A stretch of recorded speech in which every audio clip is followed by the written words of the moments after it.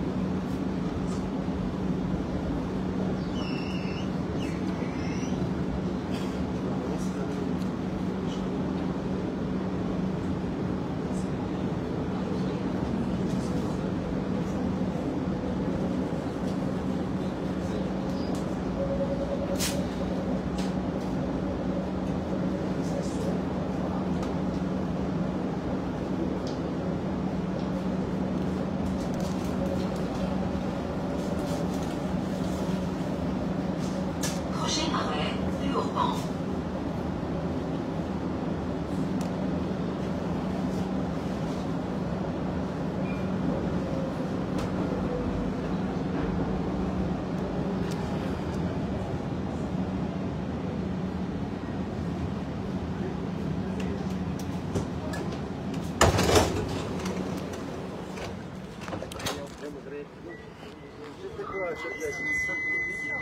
Bonjour très chers tous.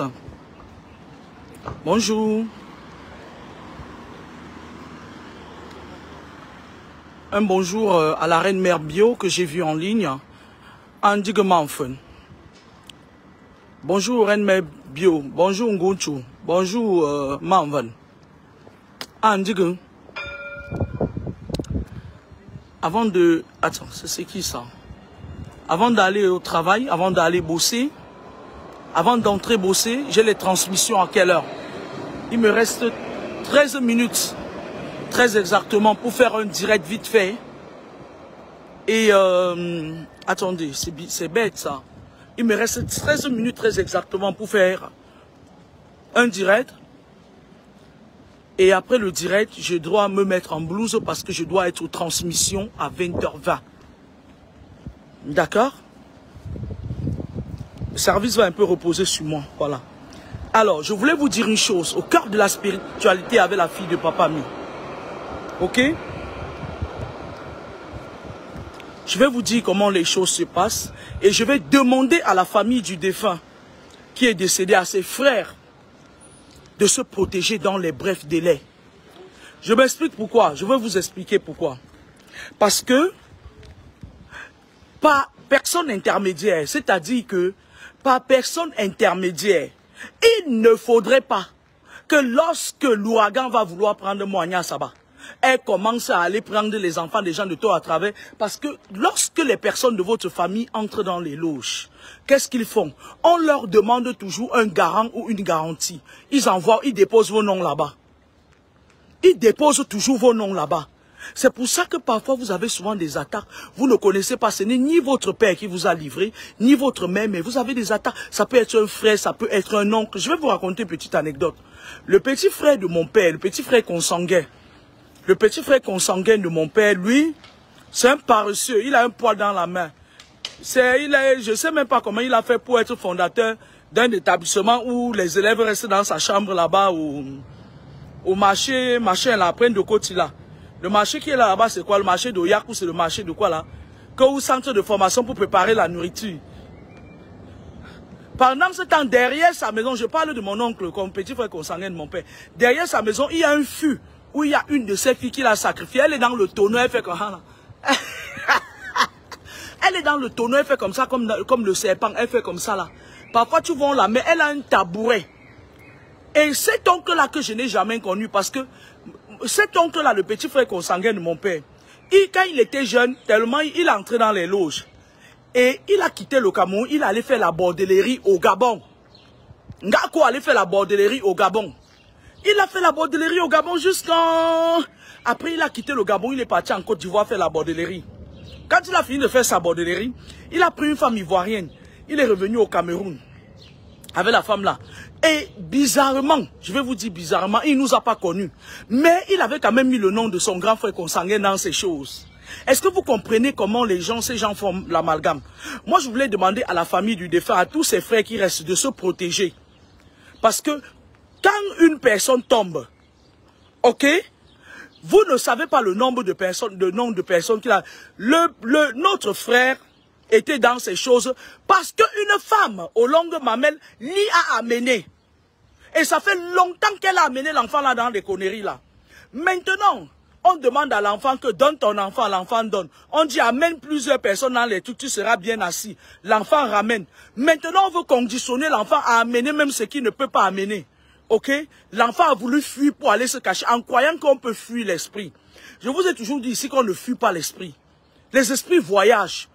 Quand un esprit part du Cameroun pour venir t'attaquer, il traverse les douanes spirituelles. Parce que chaque délimitation de territoire a une douane spirituelle. D'accord? Lorsqu'on envoie un esprit pour venir vous attaquer, s'il part de Douala par exemple, pour arriver à Yaoundé, il y a la douane spirituelle. De Yaoundé jusqu'à Paris, il y a plusieurs douanes spirituelles. Il traverse et il doit justifier devant les douanes spirituelles, c'est des esprits des frontières. Il doit justifier, parfois il négocie. Parfois, on lui demande des choses exorbitantes. Parfois, il y a certains, on leur demande même de l'or. On dit que bon, tu veux aller là-bas attaquer tel, tu vas aller prendre l'esprit de tel. Il faut que tu nous payes, que tu choques. Et c'est pour ça que vous voyez parfois dans certains magasins, il y a des vols de bijoux d'or et on accuse quelqu'un parce qu'on ne sait pas qui a volé. D'accord? Les esprits, c'est des vols. Il y a certains esprits qui volent. Je ne vais pas accuser tous les esprits parce qu'il y a les mauvais esprits, il y a les bons esprits et tout. Les esprits volent. Quand un esprit est en face d'une situation où il faut à tout prix qu'il résolve ce problème, si on lui demande par exemple qu'apporte-nous les parfums, si les parfums là coûtent trop cher, parce qu'il y a des parfums, j'ai un parfum là chez moi que la dernière fois que j'étais au Cameroun, j'ai acheté ça en N'Djamena à 100 000 francs, une boîte comme ça là. S'il se rend compte que les parfums sont chers, qu'est-ce qu'il fait? Il va dans un magasin la nuit, il vole. Les esprits se marient, ils boivent, ils mangent. Je vous ai parlé par exemple des esprits qui vivent à la Mecque là, qui sont, c'est le Tchèque, c'est les esprits qui sont descendus sur le Tchèque, Adoum, qui vit en N'Djamena, qui je salue d'ailleurs parce qu'à un moment donné quand j'ai voulu faire mes combats, j'ai été obligé de l'appeler, de se joindre à moi et ces esprits étaient très forts. Et puis ensemble on a pu gagner les esprits de Mami Wata. Que les gens du Mami Wata, que je leur dise ça, que moi j'ai combattu Kribi, j'ai combattu les esprits des eaux, je les ai mis hors d'état de nuit. Ok? Donc, le défunt, lui, il voulait fuir. Il croyait qu'il pouvait fuir avec son corps. Maintenant, je vais vous dire, quand vous conduisez la voiture, protégez-vous, protégez la voiture que vous êtes dedans. Parce que je vais vous dire quelque chose.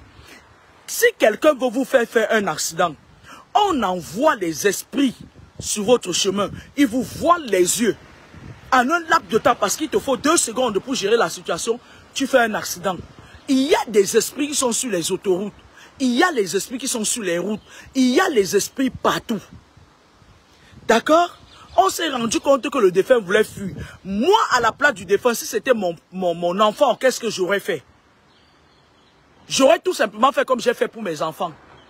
J'allais combattre les gens là sur place jusqu'à ce que je les enlève derrière moi.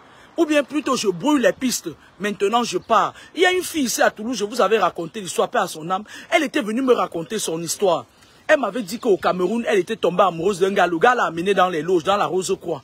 Et le gars l'a abandonné avec la grossesse. Elle s'est retrouvée seule, elle était déçue. Et comme le parrain c'était un ministre, là-bas il y a un qui est encore en fonction, et qui danse même très bien. Du coup la fille, qu'est-ce qu'elle a fait? Elle a décidé, elle a appelé sa famille. Elle dit sauvez-moi. On a décidé de l'extirper. À l'époque, le prêt-à-partir était encore bon. D'accord? Mais la nuit de ce jour-là, elle me dit que ce ministre a envoyé quelqu'un, lui dit que nous, on sait que tu veux fuir. Mais avant de fuir, donne-nous nos livres qu'on t'a donnés. La fille leur a dit, oui, je ne veux pas vous fuir vers l'enfant. On l'a laissé venir en France. Mais quand elle est venue en France, ils ont mandaté les gens des loges ici, puisqu'elle était dans la capitale de la Rose-Croix. On les a mandatés, on est venu encore se reconnecter à elle pour lui dire, soit tu continues avec nous, soit on te rend la vie difficile. Et la fille a flanché. Parce que si elle disait non, on allait lui bloquer les papiers. On allait lui faire des misères. On allait lui faire tellement de choses que elle n'avait personne qui pouvait l'aider. Elle était obligée de dire oui. Elle a continué avec la loge. Et d'ailleurs, elle a fait beaucoup de victimes ici. Elle a fait énormément, je dis bien énormément de victimes ici. Énormément. Elle volait seulement l'étoile des gens. Elle volait l'énergie des gens. Elle était du genre de personne que tu t'amuses, mais elle te vide tes énergies. Elle faisait énormément du mal. Ok? Alors, je vais vous dire une chose aujourd'hui. Le défunt voulait se défaire. Regardez par exemple notre jeune frère de la Côte d'Ivoire. Le gars en dernière minute a compris qu'il n'y a que Dieu. Il n'y a qu'à Dieu qui peut se confier. Ok? Le gars en dernière minute a compris qu'il fallait qu'il se rétracte. Mais la maman du gars ne savait pas où se partir pour sortir son fils. Elle avait pu se protéger de tous ces dégâts. Mais elle ne savait pas comment sauver son fils. Ok? Maintenant, le gars, à un moment donné, s'est laissé aller. On lui avait donné deux choix. Deux choix. On lui avait dit, soit tu fais un accident, tu deviens paralysé. C'est-à-dire que inutile. Soit tu meurs. Le gars s'est dit que s'il devenait paralysé, avec toutes les injures qu'il y avait à son encontre, c'est pour ça que je vous dis que je me réserve tout droit de m'attaquer aux enfants là qui ont trempé leurs mains dans la toile, dans les loges là. Parce que c'est des enfants qui sont parfois des victimes. Le système les visse, tout le monde les visse, et quand ils croient avoir trouvé un bon chemin, si moi aussi je viens les visser, c'est que je ne sais pas ce que je veux. Vous comprenez un peu? Parce que ça aurait pu être mon fils. Et d'ailleurs, mes enfants ont été victimes de ça. Mes enfants ont été victimes. Moi, je vous dis toujours sur la toile que mon ex-mari, c'est un redoutable rosicrucien. Il a pris l'esprit de mes enfants, il l'a amené dans la rose quoi. Je suis allé chercher ça, j'ai ramené chez moi. Il peut vous en dire davantage. Je suis allé chercher ça avec mon équipe de Wow. Je suis revenu chez moi avec ça. D'accord? Moi, je me mets à la place. C'est pour ça que je vous dis, ne me taguez plus sur les histoires des enfants là. Les enfants là qui vont mourir bientôt. Là. Ne me taguez plus parce que j'ai de la peine pour eux. Chaque fois quand je vois comment ils vont partir un à un, je vois mes propres enfants. Je me dis que si je n'avais pas ce que Dieu m'a donné, peut-être mes enfants seraient dans la même situation. C'est pour ça que je vous dis que ne me taguez plus sur les postes de ces enfants-là. La plupart d'entre eux ont été les victimes. Ce garçon qui est par terre là aujourd'hui, la personne qui l'a amené dans les conneries là, celle-là qui s'est toujours tapé la poitrine, tu vas le suivre, c'est moi qui le dis. Tu vas le suivre et tout le Cameroun sera au courant. Tu vas le suivre. Et de la pire des façons. Et c'est moi qui te le dis. Et tout ce qui franchit le seuil de ma bouche se réalise. Soit c'est moi, soit c'est toi. Soit c'est moi, soit c'est le ciel qui se ferme sur ta tête. Et le sol des cimetières s'ouvre sous tes pieds. Soit c'est moi, soit c'est toi. Dieu n'a qu'à choisir une personne entre nous deux. Et moi, je dis toujours, ce que je dis toujours arrive. Parce que ce gars, son esprit est là, on est en train de tirailler son esprit. Moi, je vois comment on tiraille son esprit. Les satanistes tiraillent son esprit. Vous tiraillez l'esprit de l'enfant là. Ayez pitié. Il est parti. La plupart de nous, on est parfois acculés par nos familles. C'est-à-dire les familles qui veulent que tout le monde soit riche. Moi, je voulais demander à sa famille qu'il ne faut pas qu'on tue un de ses frères à titre compensatoire. Protégez-vous.